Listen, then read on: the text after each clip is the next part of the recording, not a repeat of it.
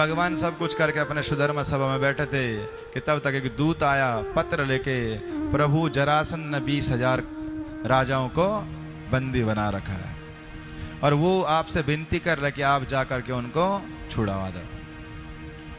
भगवान ने कहा ठीक है, हम जल्दी आएंगे। इतने में पांडवों के द्वारा भेजा गया पत्र भी पहुंच गया कि प्रभु पांडव ने राजस्व यज्ञ रखा और आपको यज्ञ में भी जाना है। भगवान ने कह दिया चिंता मत करो, जल्दी आएंगे। बोलना पड़ेगा और जोर से। उद्धव जी से कहा, उद्धव जी बताओ पहले कहाँ जाना चाहिए? भगवान बोले पहले हमें पांडवों के पास जाना चाहिए। भगवान सीधे गए पांडवों के पास। पांडवों ने बड़ा स्वागत किया ठाकुर जी का, खूब प्रेम दिया। पांडव कहते प्रभु यज्ञ राजस्व यज्ञ करने का विचार है। भगवान बोले करो, क्यों चिंता करते हो? बोले यज्ञ तो तभी होगा जब सब राजा जीते जाएंगे, लेकिन हमने एक राजा नहीं जीता है जिसका नाम है जरासंध, और उससे जीतना भी इतना संभव नहीं है। भगवान बोले वो हम पे छोड़ दो। भगवान ने अर्जुन को साथ लिया, भीम भैया को लिया और ब्राह्मण का भेष बना करके जरासंध के पास पहुंचे। जरासंध ब्राह्मणों की कृपा से तो जीता था। 18 बार जो वो जीता था ब्राह्मणों की कृपा से। भगवान ने रण छोड़ा था ना, कल की कथा में आपने श्रवण किया था। तो भगवान तीनों के तीनों ये ब्राह्मण बन के गए। जब जरासंध के पास पहुंचे उसने ब्राह्मणों को स्वागत सत्कार किया, जल वल पिलाया, भोजन प्रसादी करवाई।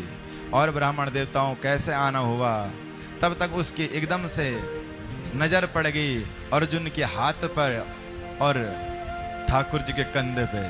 उसने जब अर्जुन के हाथ पे नजर डाली तो जो धनुष की प्रत्यंचा चढ़ी थी ना, वो पहचान गए कि ये कोई ब्राह्मण नहीं है, ये पक्का कोई ना कोई क्षत्रिय है, ये युद्ध करने वाला है।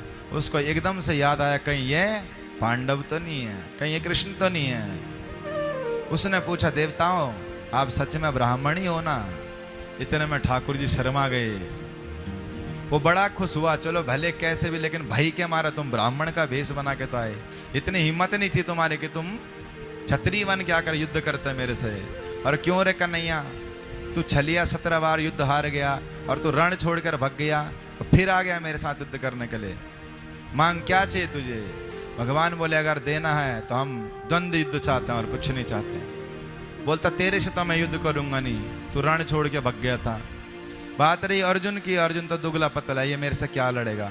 हाँ मेरी बराबरी है भीम से, भीम और मेरा युद्ध हो सकता है। बोले ठीक है। फिर तो ठाकुर जी ने भीम को आज्ञा दी और दोनों ने एक दूसरे को मुक्का जड़े, जा करके सीधा रणभूमि में पहुंचे। महाराज 17-18 दिन तक युद्ध चला। बहुत बार भीम भैया उसको मार देते लेकिन फिर वो जिंदा हो जाता। अब की बार रात्रि समय था, भीम भैया गए, ठाकुर जी उसकी मालिश कर रहे थे। भीम भैया बोले कन्हैया भैया अब मैं नहीं लड़ पाऊंगा। बोले क्यों? बोले मैं जब जब मारता हूं जिंदा हो जाता है, अब मेरी बस के नहीं है। ठाकुर जी बोले अब की बार तो एक काम करना, जब तो युद्ध करे ना तो मेरी तरफ देख लियो। बोले ठीक है।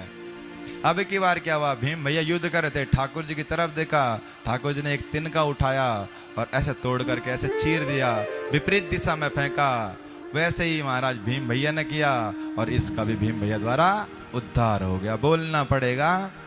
ठाकुर जी दिल्ली इंद्रप्रस्थ में पहुंचे। पांडवों ने राजस्व यज्ञ किया, यज्ञ की तैयारी हुई, सबको कुछ न कुछ सेवा सौंपी गई